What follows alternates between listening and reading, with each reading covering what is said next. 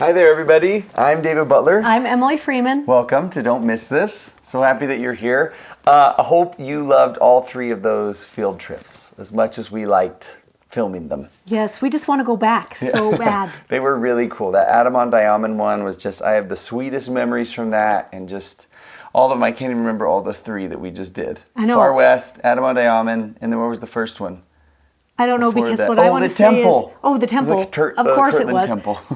And what about what's coming next? Okay, and then next week we have Nauvoo. A Nauvoo field trip, which we really loved doing also. When I just said the temple one, I just remembered that when our podcast first went up, we accidentally put the Kirkland Temple, which is Costco's because temple. Costco. But that it's just fine sometimes happens. because I show my recommend both places, so like it's an easy confusion. But we definitely know it's the Kirkland Temple, That just is so everyone knows. awesome. And that was my first time. I think I said it in the video, and I highly recommend everybody going Getting to all back of there. those places, but that one was particularly sweet. And Nauvoo, we can't wait for that one. Yeah, you're going to That's love coming Nauvoo. next. So good. During one of those, we spliced in this little video because, and so if you didn't see that, or those of you who are listening, these are now available. You guys, Old Testament is upon us. And by right? available, he means for pre-sale, because we actually just had these 2 made. These are the only 2 available right now. Okay, so a lie, but Don't go to they Desert are- Book. They won't be in there yet. Yeah, you can pre-order them online, and every year they always sell out. We try to get ahead of that, but they're done first come first serve. So if you order them now, you'll for sure get it in time for Christmas and be ready for Old Testament year when it comes. I love seeing all the comments from everybody who was like, "I'm so excited, I'm so scared," or whatever. Don't be Old scared. Testament, yeah, Don't be scared. For sure, don't you be scared. are gonna love the Old Testament. You can get your hopes up, everybody. It's time. It's gonna be It's so time to get your good. hopes up. It's October. We're almost there. Christmas is gonna be so rad, and so you guys, you made it through. I think the hardest book to study, the Doctrine and Yeah, the Covenants. Doctrine and We're almost Covenants. there. That's the hardest one. Yeah, Yeah, and the the Old Testament end- is not the hardest. Nope. But So we good. just have finished recording the Don't Miss This devotional for the Old Testament, Oh yeah. which is why I don't have a voice right now, because you guys, the Old Testament is so long and you just had to keep reading for hours to get it all done. But when we were going through it, I was like, oh, I love this part. Oh, I love this part. Like every page I was like, oh, and I love this part. Like there's so many things you're about to love. You can't even count how She many. called me and she was like, "I think I cried like 9 times." I cried, you guys. If you listen to the book. And I guessed, I think, all of the times. I did cry, particularly when Moses died. I couldn't help it. The poor man, I don't know if he knew what to do, but when it got to the part about Moses dying, and I'm like at a funeral right then. Anyways, you're about to love the Old Testament. But don't worry, we're going to love every last minute of the as we go Doctrine and through. Covenants. So she's talking about the devotional book. This is the journal. It follows. It's like a study guide journal that goes through the whole thing and has note pages. You can take it to church, use it in your personal study. Want to show the Promises to Covenant Israel page? Oh, yes. Right here, we always have a bonus page in there, and we are going to focus on that study, but for a whole year, the promises that God made to covenant Israel, and then we're looking for how are those being fulfilled in my life right now. So we're so excited. So excited. About this And then a study. lot of you have asked about if the stickers are going to be available. Yes. The Word a Week posters are going to be so awesome. That's probably what we're getting the most questions about right now. And this is going to be so fun, but we got the funniest email today. I forgot to tell you. I'll tell you now. So on the Word a Week, we are going to be studying one word a week, the Hebrew meaning for the word and definition, and then a verse within there. So it's like we're about to learn Hebrew, everyone, which we must have said on the other video.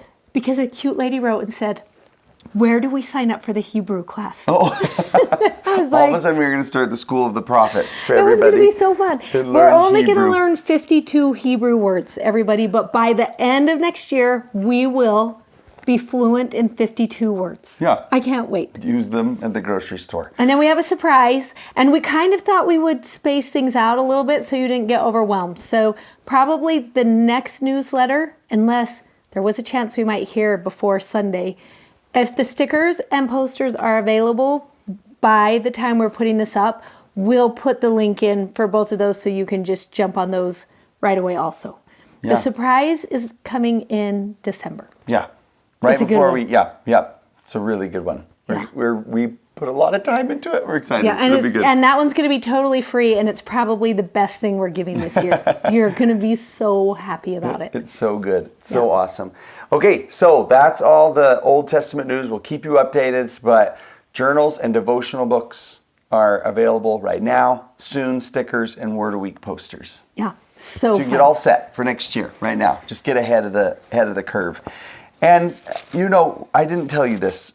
We have so many surprises right now. Well, I was just going to say, just as we kind of jump into this, that I had this really sweet grandma send me a message, and she lost a little grandbaby in their family, and they just had the funeral, and she included the program in there. Just the cute, fattest little baby Noah, and they called him Big Slice. Oh.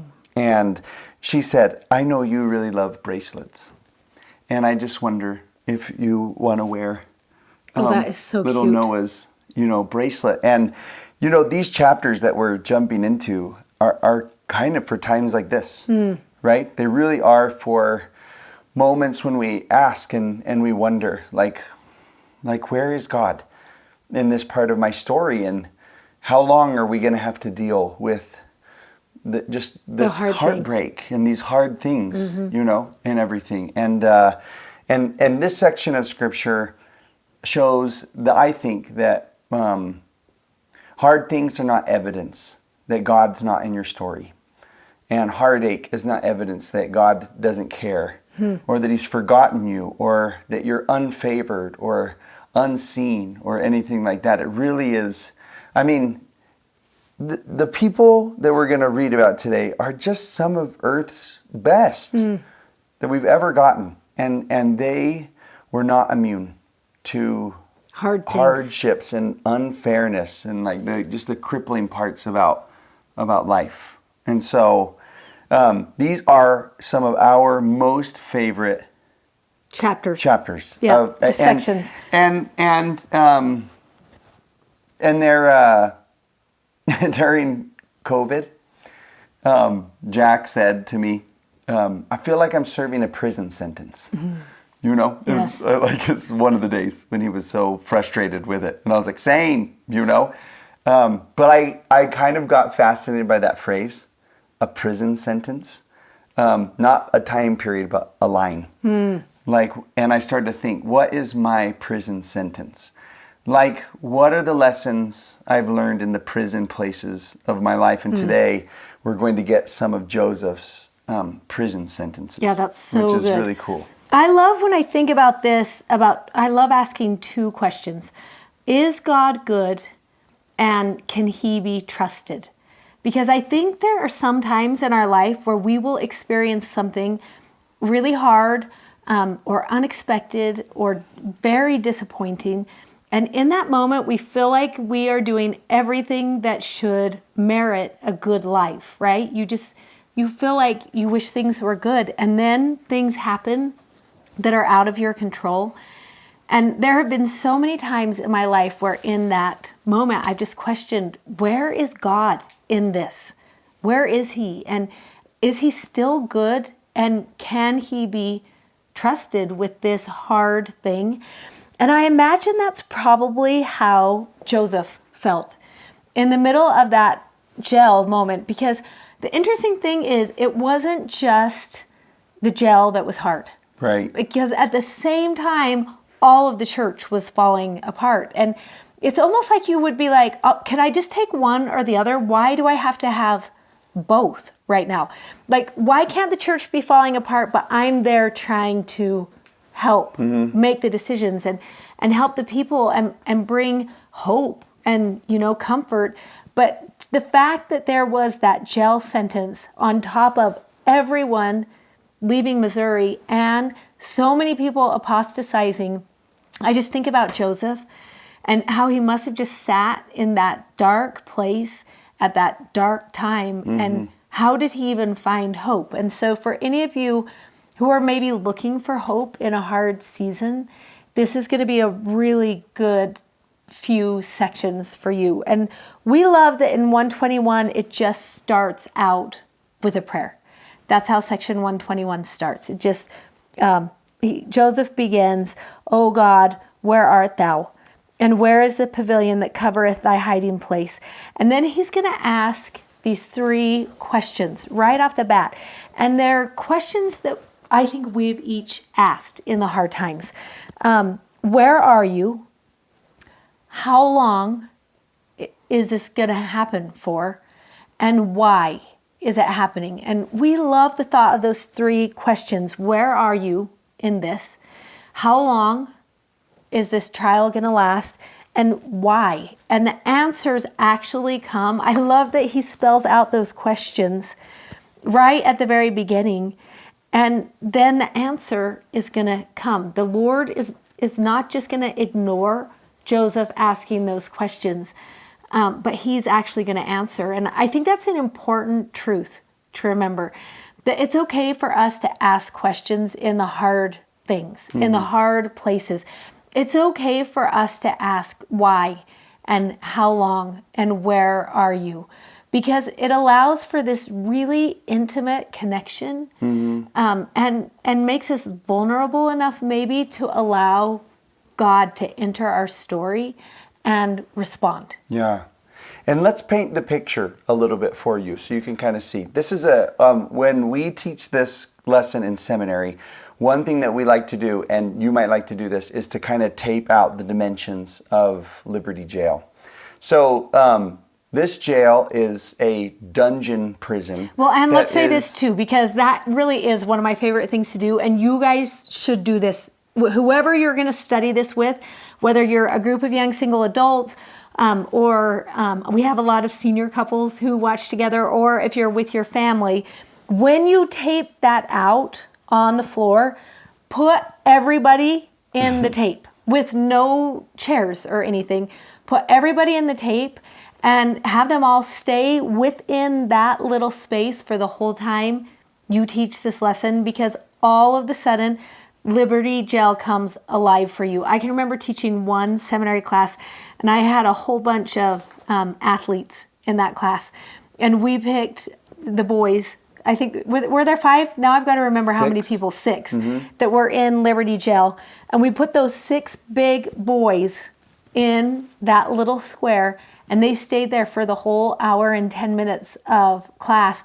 And to watch them try to get comfortable and to move around and like not to get in someone else's way, all of a sudden you were like, oh, that experience was like, I have a little better understanding of how hard that might have been once you get 6 people in that small square. Yeah, and on top of 14 by 14 is about how big that room is.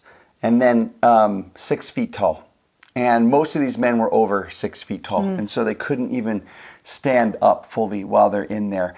You remember there's been trouble going on in Missouri for a while now. And there starts to be these skirmishes that kind of start on like a voting day. And these skirmishes start, and then it's just continual. Like one domino falls after another. And eventually you get to Halloween Day, actually. And one of Joseph's own friends kind of betrays him. And they bring him over to the Missourians, and they hand him over and hire him and 4 others. And they hand him over. Thomas B. Marsh, Orson Hyde, and W.W. Phelps, some of his closest friends, they all signed these affidavits against him. One of the lines they say we put on the journal page where they wrote, when the saints were looking, this is interesting because when the saints were looking at the time period, they said, we didn't find any evidence that God has ever been our leader.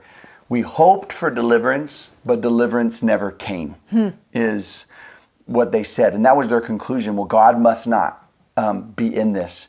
So these men are taken. They actually are illegally tried and said that they were going to be executed in town square. And then this awesome guy, Alexander Donovan, stands in, not a member of the church, but sympathetic to Joseph, and stands in and says, I won't let this happen. And so then they get moved around, jail to jail to jail. They go to the jail in Richmond, where there's that awesome story, and you could pull up the video the guards talking about all the things that they're doing to the saints, and how they're burning houses and shooting kids for target practice, and Joseph's response to that when he stands up and just silence, you fiends of the infernal pit, and that there's that speech that's so good. But you wrote that we're going to link that. Okay, good job. And then they get moved to Liberty Jail, and they go in December, and it really is a stone-floored, like dungeon prison, with walls that are 4 feet thick, with rocks in there so that you can't tunnel out, damp and dark in one of the coldest winters of Missouri's history. They're there from December 1st until the spring of the next year. And for those boys to wait an hour in that 14 by 14 is one thing, in a temperature controlled room. But in this, they were poisoned. They were there's so much mistreatment that happens I love with when them. Joseph explains it, and he said it was like hell surrounded with demons. And then this dark and black deeds, enough to make hell shudder, is how he describes that time period. And I wonder if there's ever been times in your life where you just feel like Satan is chasing you. Those moments where you're just like, so many things going wrong, and you just can feel contention and hard things and hardship happening, that you just wonder if Joseph was like, what is happening right now? Because I'm trying to do the Book of Mormon, I'm trying to grow the church, I'm trying to send out missionaries, I'm trying to build temples. I'm like, everything I'm doing is for the good of the kingdom and for my family and for my saints in this community. And it's just like Satan is chasing him right now. And this happens to be a time that is filled with doubt and discouragement and failure. Yeah. And it's important for us to remember sometimes that happens. Sometimes there will be moments of doubt, disappointment, and failure. That's true. That is true of mortality. And we're going to feel those things, and we will feel them deeply. And one of the things we love about these sections is you do get to watch Joseph contemplating and pondering and just feeling deeply all of those things. And then you're going to love what happens at the end. I'm not going to spoil it, but you love that we start. No, Just don't kidding. start. Don't tell yet. I'm like, no. You love that we just start in this place that all of us have been in before. Well, let's say sections 121, 22, and 23, they're actually segments of a long letter that was almost like a stream of consciousness of Joseph that he wrote to the saints. And then Orson Pratt later will pull out sections that are canonized. And so reading that whole letter actually gives so much more beautiful context to like what This is situation. Yeah, and what's being written in here. And I love that you learn from this section, and you also learn it from 2 Nephi chapter 4, that you can say anything to God. Mm-hmm. Don't you love that? That like Joseph isn't like, well, I better not tell him this and I better not share this, but you feel Joseph just pour out. Yeah. That is what is happening right here. For it to start out, oh God, where are you? Mm-hmm. And in the letter, there is a description where he is talking about, this is what I've heard, and this is what's happening. And my wife and my young kids are in the middle of it, and my friends are, and my people I thought were friends are the reason that all of us are even in here, and I'm stuck in this place. And he's just like, that is a passionate, God, where are you? I don't even know where the pavilion that you're hiding behind is. Yes. Not only can I not see you, but I cannot see the pavilion that you are hiding behind. And how long are you going to watch this? You have a pure eye, an eternal eye, a heavenly eye, and you are watching and you're listening to what's happening. How on earth are you just sitting there watching and hearing this and doing nothing about it, And then I love, and we're going to pull some stuff off of the Joseph Smith papers, which you can find online, and we will try and link you to all of these. But this is going to be the Documents book is where we're going to pull from. And it's volume 6 is when Liberty Jail happens. And you love that the whole entire letter is in the Joseph Smith papers. Like you can read everything Joseph wrote. You're going to be able to read through. And all online too. And let's start with Emma's first, and then the other words that come into here. So during this time, he gets a letter from Emma, and I love to think about this. Is here he is in this 14 by 14 room he cannot get out of, and they're receiving word just sporadically is coming. All of these things. Sometimes people will come to a barred window and yell down to them where they are. So they're just getting pieces of what's going on. And Emma writes one day, and she says, having an opportunity to send this letter by a friend, I make an attempt to write, but I shall not attempt to write my feelings altogether. For the situation in which you are, the walls, bars, and bolts, the rolling rivers, the running streams, the rising hills, the sinking valleys, and spreading prairies that separate us, and the cruel injustice that first cast you into prison and still holds you there, with many other considerations, places my feelings far beyond description. And I love that she just lays out, I'm going to try and write to you, but I can't even tell you how hard this is or how bad this is. And she writes to him. And it's almost as if this then is Joseph's prayer and Emma's prayer. Yes. I mean, it's like everybody's prayer. He's speaking like for everyone. Yes, exactly. She talks about when the governor's order came and there was so much wickedness and ignorance and that's what got them all kicked out. And then she says, we are all well at present except Frederick, who is quite sick, which just like, let's rethink of Joseph and Emma's history. When their babies get sick, things don't go well for them. Right. So that has to give him so much anxiety. He's heard about the order that came from the governor. That's filled with so much anxiety. And then she says this, and I just imagine Joseph just weeps when he reads this part. No one but God knows the reflections of my mind and the feelings of my heart when I left our house and home and almost all of everything that we possessed, excepting our little children, and took my journey out of the state of Missouri, leaving you shut up in that lonesome prison. And it just is heartbreaking to me to think what was going on at that time. And then she says this, I have many more things I could like to write, but have not time, and you may be astonished at my bad writing and incoherent manner, but you will pardon all when you reflect how hard it would be for you to write, when your hands were stiffened with hard work and your heart convulsed with intense anxiety. But I hope there is better days to come. And I love just thinking of that as we start into this. Like the weight of the world is on Joseph's shoulders, right? He can't do anything. He can't do anything for the church, and he can't do anything for his wife and his son who's sick. And there's just so much in there. And that thought of her overwhelming anxiety, almost like debilitating, right? That she is just like, I don't know how much more I can do, and he can do nothing.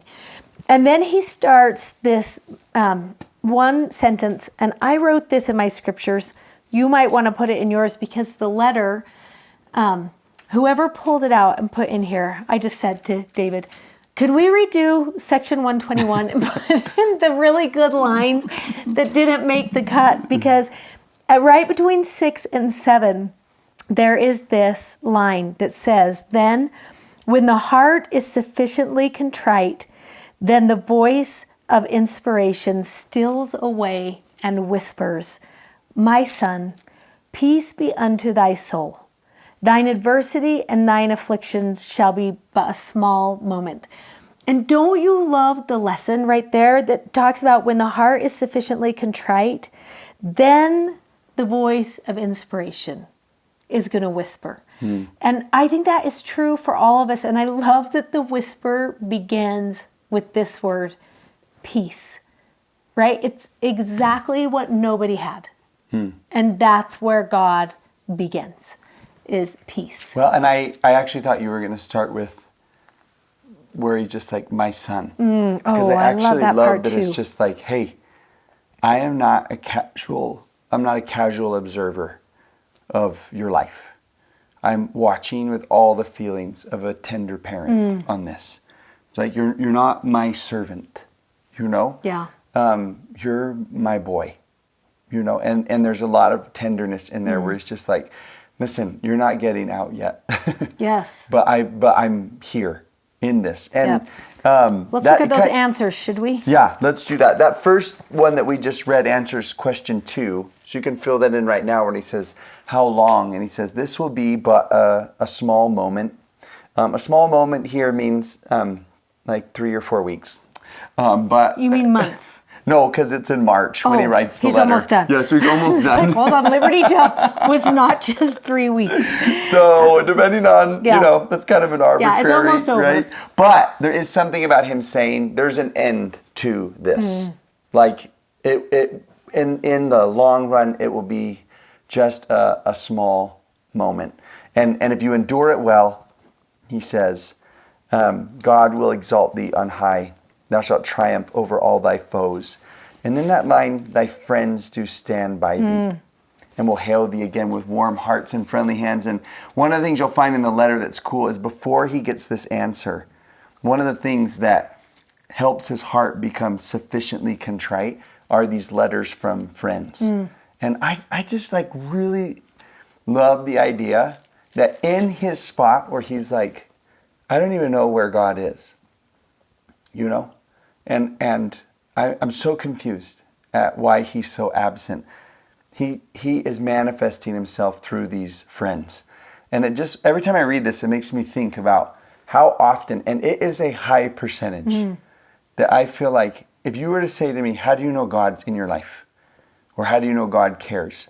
I would start listing people. Yes, that's so good. As my answer to that. Yeah. And it just is really sweet. Okay, so small moment is how long. The first question's answer is so good, and we're going to go to the next section to answer it when he asks, where are you? So this is so interesting because that's where he begins, is where are you? Where are you hiding right now?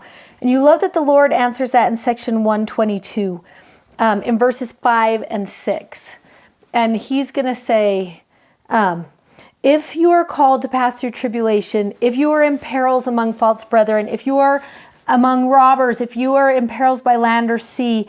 And then in verse 6, he's going to start telling what Joseph just experienced. But it's funny that it's like if. Yeah, and it's like, wait, and he describes exactly the what situation, happened? right? If you are hypothetically, accused, if you are accused with all manner of false accusations, if your enemies fall upon thee, if they tear you from the society of your father and mother and brothers and sisters, which happened, and if with a drawn sword thine enemies tear thee from the bosom of thy wife and of thine offspring, and thine elder son, although but 6 years of age, shall cling to thy garments and say, my father, why can't you stay with us? O my father, what are the men going to do with you?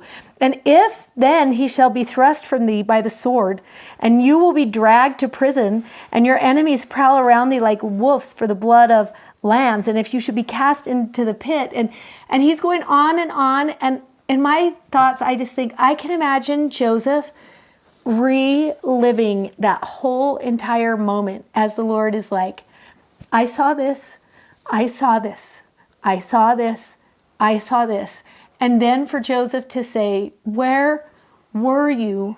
And you love that as the Lord goes through this list, he's like, Joseph, I was right there. I was in it with you. I am with you. I was there with the family, and I'm here in the pit. And that he's not lost. He's not hidden. And there's going to be a why, he tells him.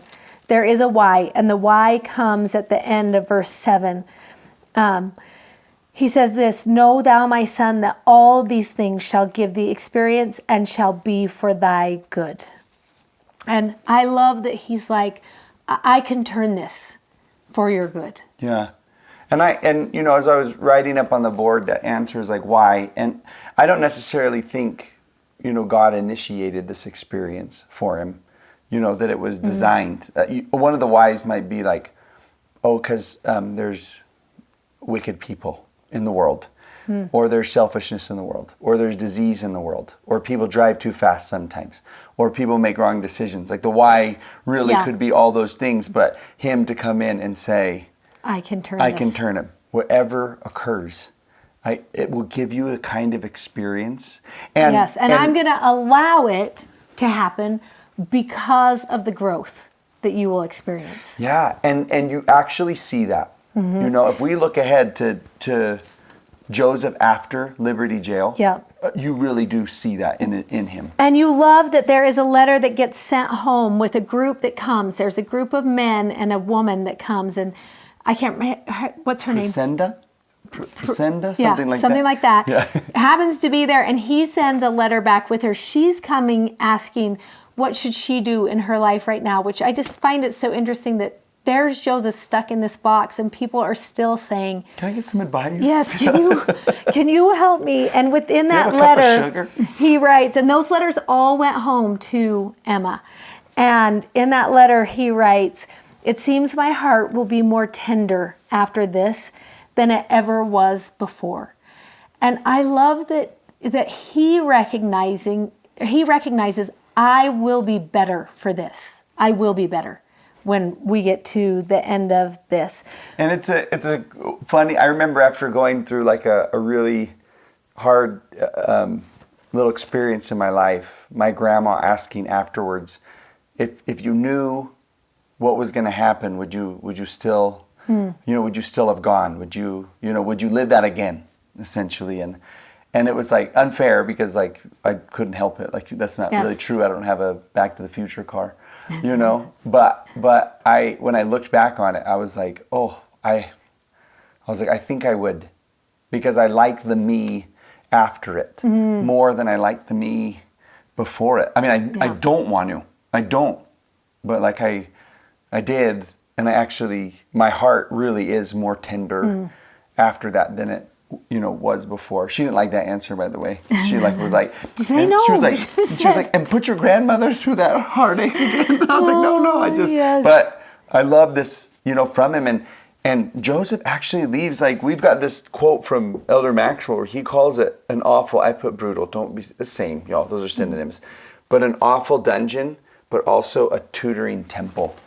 That Liberty Jail is kind of considered this prison. A temple experience for him, where he comes out of it and he is like, what he teaches after Liberty Jail, the way he leads in Nauvoo, you are like, it's almost as if those months in there prepared a prophet for some of his finest hours. And I love, I had an experience once where we were in the dark time. We were just in the dark time. It was so heavy. And there was no end in sight. And I was in the car with this darling woman from Canada who was serving as the Stake Relief Society president. And we had a really long ride back to the airport. And I just started pouring out my heart to her of all of these hard things that were happening and trying to navigate my way through those things. And she said to me, "Can I ask you 2 questions? I just want you to answer." And just the first response that comes to you. And the first question she asked me is, "What is your greatest fear?" And so I just spoke out what my greatest fear was. And then when I was done, she said to me, "Okay, now, what is your greatest hope?" And then I spoke what that would look like. And that pouring out, that letting that spill out of me and addressing, this is my greatest fear of what could come of this. And this is my greatest hope. And being able to verbalize that allowed me to change my prayers and what I was expecting from God. And it feels like Joseph is doing that, where he's pouring out the greatest fear, but you also hear hope as you read through these verses. And I love that that is happening. And it's so ironic that some of the sweetest lines from Scripture and just some of the gems, come from an experience like this. Yes. These prison sentences, these lessons that he learns in this are so good. We have a yurt up in the high mountains of Colville, That And sounded really fancy. It did? In What? the high mountains of Colville. well, you guys, it's not fancy. It's really it just was rustic. Like you get up there and there's nothing. This is really There's like bears poetic. I up felt like there. Walt Whitman lived up there or well. something. And when you go up there, everyone is doing a project. That is what is happening up there. I love that it just sounded so nice just then. I love that your evidence that it's not fancy is there are bears. Bears are not in fancy places. Yeah, they are. Think of like a really fancy lodge in Alaska. Well, that's Bears. also rustic. Okay, anyways, your yurt. It's scary up there because there's bears. Don't go out at night. But in the daytime, people do projects. And my uncle also has a yurt up there, and he decided to build this wall. And he didn't build it like they do in England. It was the walls they build with no mortar, you know. And usually you lay the stones flat on top of each other. You've probably seen them. Like when you drive through England or through Scotland, you see these rock walls, and sheep are always by them. Do you know what I'm talking about? But in Ireland, they do it differently. They build the rocks vertical, and they stack them like this, and then on top of each other, and it's really pretty, really, really pretty, and also hard to do. And he actually had a friend fly out from Ireland to teach him how to build this wall. And so we came down to look at it last summer, and Greg was like going to lean against it, and I was like, no, like I'm so worried about the wall. Don't Like domino. It looks like dominoes. Down the Yeah. wall. And my uncle was like, oh no, it's so strong. But it didn't feel like it was going to be strong because they're just all those rocks are holding up each other, you know. And then he said, oh, he could run at it with his shoulder and it would do more damage to him than it would to the wall. And he's like, come here, let me show you something. And he walked us around to the side of the wall where he was building. So both sides of the wall looked just beautiful with these vertical rocks. And then we walked over here and we looked in the middle, and in the middle were all of these tiny rocks. Thousands of them were in there. And these are called Hardings, which I love. Hearting. We wrote it in your journal. It's a Harding. And this is what becomes the strength of walls. If you look up that definition in a dictionary, it will tell you it's small fragments of rock that make up the strength of the entire wall, and they're placed right in the middle. And I love thinking about that as we think about Liberty Gel and those rock walls, right, that were 4 feet deep on either side. They were just filled with Hardings. That's what made those walls so strong. But I love that the same thing happened to Joseph, that there were just these little Hardings that took place in that prison that made him so much stronger afterward. And we just listed some. And you'll take time and read them as you do this study and maybe with your kids. But let me just tell you some of them quickly. And I just want to say, like you said, that line that's so cool, that just these are little fragments that are the strength of the wall. And if you look back on your hard times, like, wasn't there just a line from a song or a truth or a comment from a question from a lady in the car that was like the strength of that time period were these small nuggets, statements and truths that just came. And I think it was Elder Maxwell that said this. He was like, those walls that were 4 feet thick kept Joseph from getting out, but they could not stop revelation and the Spirit from getting in. Ooh, that's so good. And like these are some of those. And it makes me think about your prison sentences. Yeah. Right? We're going to stumble on these prison sentences that are real life sentences that become the Hardings for Joseph. And these will be familiar to you, and you'll find more in here. We went from 121 all the way to 123. But Joseph was promised knowledge would come, that nothing would be withheld from him, that God would give all he had to those who endured valiantly. Remember the part where he talks about, but the bounds are set. And that there's like, I know how long this is going to last. I know what's going to happen here. That's in This 121. is the list. Yeah, that's at your bottom of your journal, all these verses. 121, 30 through 32. This is where he talks about many are called, but few are chosen. And in section 121, we get that scripture about the rights of the priesthood are inseparably connected with the powers of heaven. In 36, in verse 41, no power or influence can or ought to be maintained by virtue of the priesthood, only by persuasion, long-suffering, gentleness, meekness. And I mean, this has got to be, like anybody wondering in their life, how do I exercise like the power of God in my life? Priesthood power, in my life, men or women. Like the instructions Are right here. here. And it's like, this is some of the best instructions about the rights of the saints to call down the power of God. Yeah, and how to do that. And it's like, this came in a jail. Yes. It's so awesome. In 45, this one, the doctrine of the priesthood shall distill upon thy soul as the dews from heaven. The Holy Ghost will be with you. I love when he says, your days are known, that he knows what's going to happen. And that verse 8, I don't think we put it on the list, but that one where he says to Joseph, one, these are going to be for your experience, but number two, you need to know that the Son of Man descended below all of these. Like he knows this. He knows what pits and dungeons and betrayal are like. And then I love when we get to the end. Well, let's talk about these two things, because first of all, the Missouri tribulations become this training ground, right? That's what it becomes. And you love if you get to go visit the Liberty Jail. There's one line written on there that says, this is the place where faith was proven and found sufficient.